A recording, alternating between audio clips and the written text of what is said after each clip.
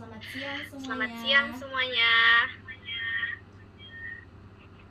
Siang Ibu. Bagaimana nih kabarnya di siang hari ini? Apakah Masih masih semangat semangat belajar belajar atau atau sudah sudah mengantuk? Sudah mengantuk Ibu, tapi karena Ibu yang masuk jadi Semangat, semangat. semangat Bu. Aduh, bisa saja Liza Fikri ini. Oke, anak-anak. Oke, anak-anak bisa lihat di teks eksplanasi di PPT. Sebelumnya pernah tidak kalian mendengar atau mempelajari teks eksplanasi? Pernah tapi lupa Ibu.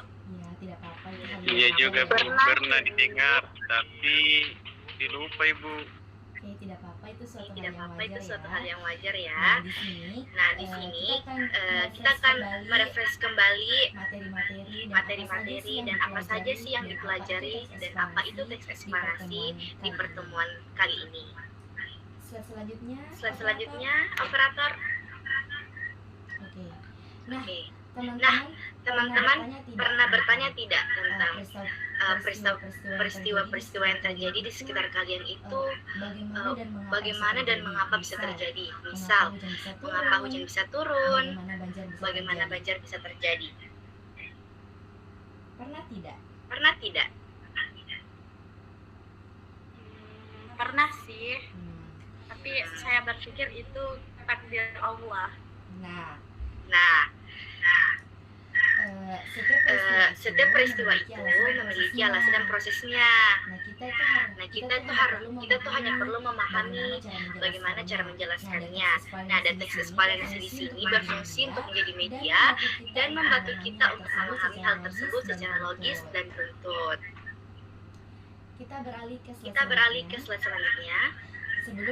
Sebelum kita melangkah lebih dalam terkait teks eksplanasi, seperti yang sebelumnya saya katakan bahwasanya teks eksplanasi itu dapat membantu kita memahami suatu proses yang terjadi pada sebuah peristiwa. Nah, mengapa demikian? Kita bisa lihat pada pengertian di teks eksplanasi di PowerPoint. Teks eksplanasi adalah teks yang berisi penjelasan tentang proses terjadinya suatu peristiwa, baik peristiwa alam, sosial, maupun budaya. Sampai sini, adik-adik, teman-teman, apakah paham dengan pengertian dari teks eksplanasi itu sendiri? Paham. Oke, baik. Sudah paham. Oke. Nah, Paham Ibu. khawatir sekali ya anak-anakku ini karena kalian sudah paham tentang pengertian dari teks eksplanasi. Kita juga harus perlu mengetahui tujuan dari adanya teks eksplanasi itu sendiri. Nah, tujuannya itu untuk menjelaskan bagaimana suatu peristiwa bisa terjadi dan menjelaskan mengapa peristiwa itu bisa terjadi. Next. Di sini di teks eksplanasi ada 3 struktur. Teman-teman dan adik-adik bisa lihat struktur pertama itu meliputi pernyataan umum. Pernyataan umum itu adalah berisi gambaran awal tentang peristiwa. Di sini juga sudah ada contoh. Misal, hujan merupakan salah satu peristiwa alam yang sering terjadi dalam kehidupan sehari-hari. Kita berlanjut ke struktur yang kedua, yaitu deretan penjelas yang berisi tentang urutan proses kejadian. Di sini juga sudah ada contohnya. Adik-adik dan teman-teman bisa lihat deretan penjelas atau urutan proses kejadian yang terjadi mengenai hujan. Teman-teman bisa lihat kan? Sampai sini paham masih ada yang mengganjal di hati kalian.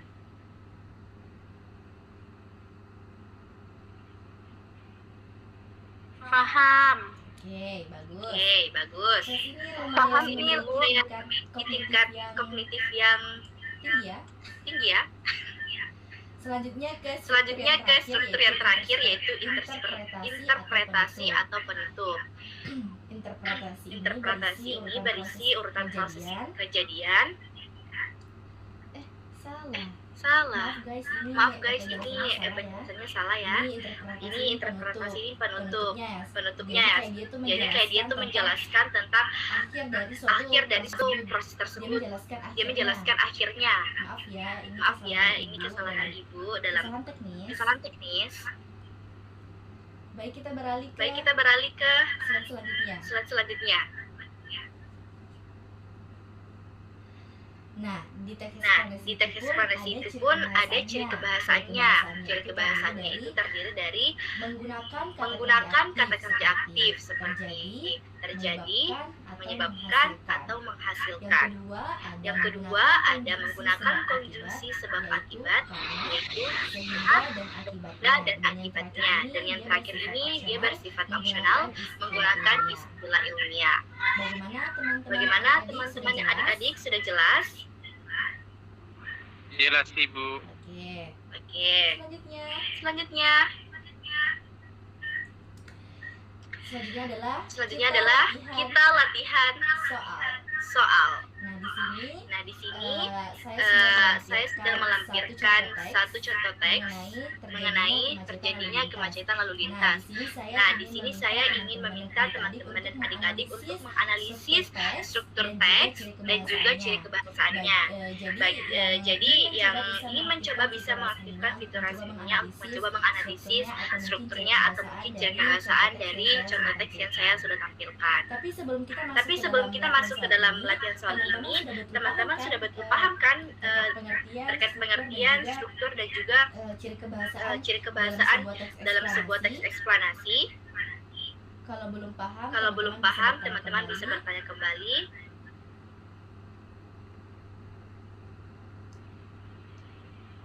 Paham. Oke, karena paham. Siapa di sini yang ingin mencoba untuk menganalisis struktur teks yang ada di PowerPoint?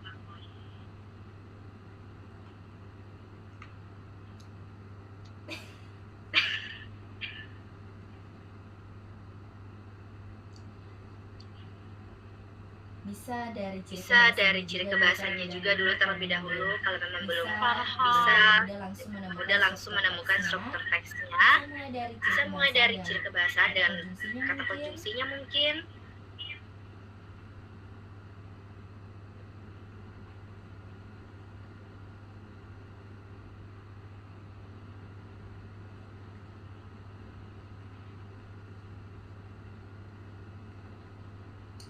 Saya deh Bu, saya mau menganalisis mengenai struktur dari teks eksplanasi ini. Ya, Liza Fikri silahkan.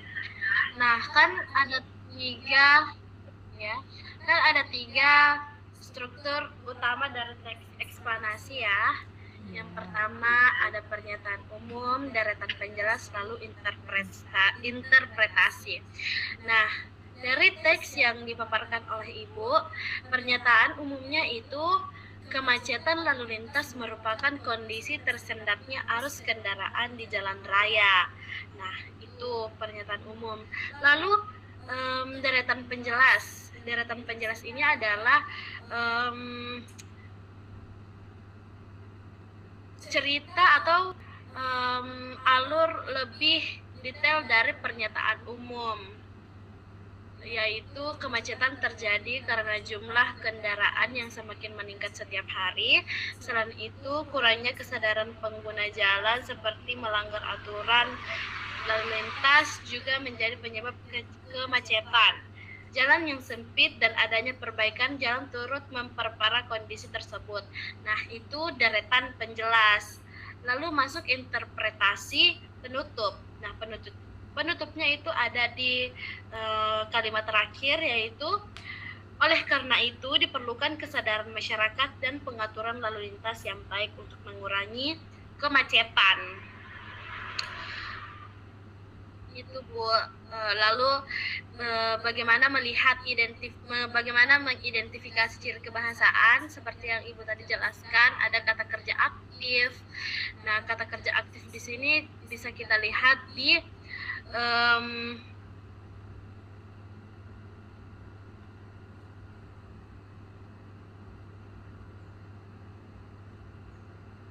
terjadi mana ya tadi kuliah.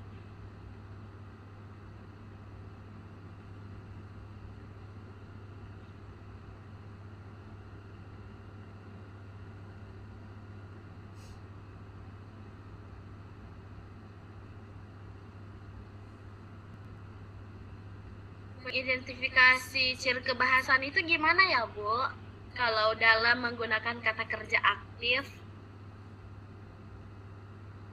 saya sedikit bingung nih.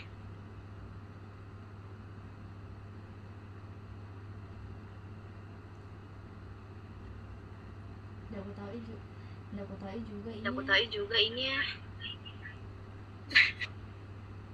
Jamu kok bertanya sih begitu? Bajingan kok salah. Saya Bu mau menjawabnya. Oh iya kepada saudara Farhan. Kepada adik Farhan. Baik Bu, terima kasih atas kesempatannya. Di sini saya akan menganalisis struktur teks yang tercantumkan di PPT Ibu. Yang pertama itu pernyataan umum. Nah, pernyataan umum ini yaitu pertama itu judul, yaitu terjadinya kemacetan lalu lintas. Kemacetan lalu lintas ini merupakan kondisi tersendasnya arus kendaraan di jalan raya.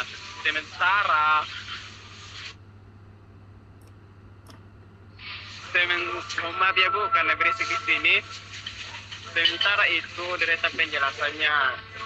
Penjelasannya itu kemacetan terjadi karena kendaraannya semakin meningkat setiap hari. Selain itu, kurangnya kesadaran pengguna jalan seperti melanggar aturan lalu lintas juga menjadi penyebab kemacetan Ibu. Nah, implementasinya itu solusi.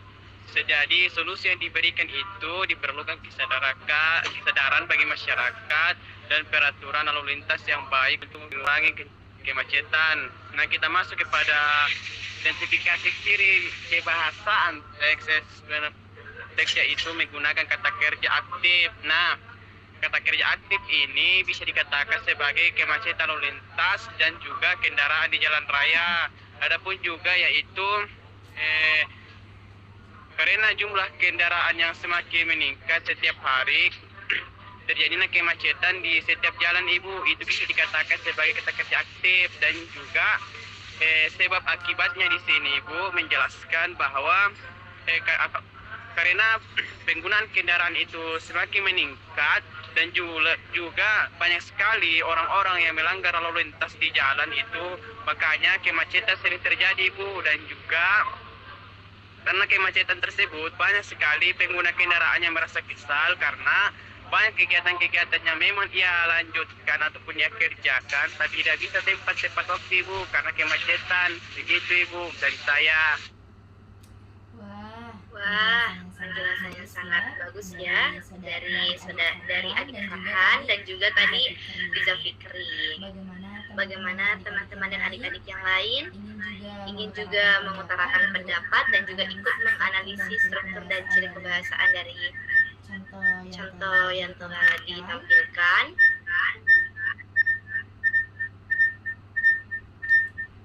Oke, sudah cukup ya.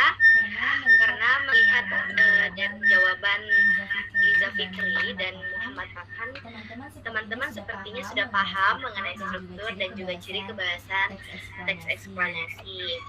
Maka dari itu, operator ke slide selanjutnya, saya akan memberikan teman-teman tugas rumah yang dimana kalian membuat sendiri teks eksplanasi berdasarkan pengalaman peristiwa yang kalian temui di kehidupan sehari-hari. Setelah itu, kalian analisislah struktur dan ciri kebahasaannya.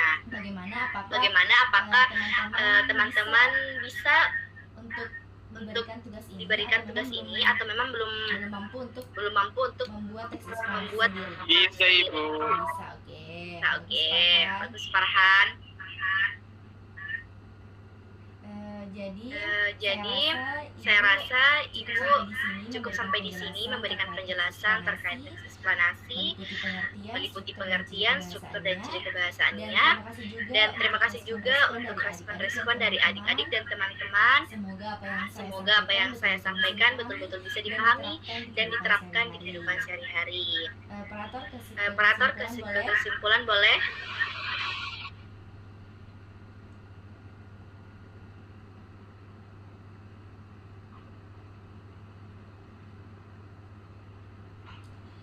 Baik. Di sini saya akan membaca kesimpulan dari diskusi kita, yaitu teks eksplanasi merupakan teks yang bertujuan untuk menjelaskan proses terjadinya suatu peristiwa secara runtut dan logis. Dan teks ini memiliki struktur yang terdiri atas pernyataan umum, deretan jelas, dan interpretasi. Selain itu, teks eksplanasi juga memiliki ciri kebahasaan seperti penggunaan kata kerja dan konjungsi sebab akibat. Nah, dengan memahami teks eksplanasi, kita dapat mengetahui bagaimana dan mengapa suatu peristiwa terjadi serta mampu menyusun teks eksplanasi secara mandiri. Baik, terima kasih adik-adik dan teman-teman sudah mengikuti diskusi dan pertemuan kita di siang hari ini. Terima kasih sudah berkontribusi. Saya Sarah undur diri. Wassalamualaikum warahmatullahi wabarakatuh. Selamat siang semua. Waalaikumsalam warahmatullahi wabarakatuh. Oke. Alright.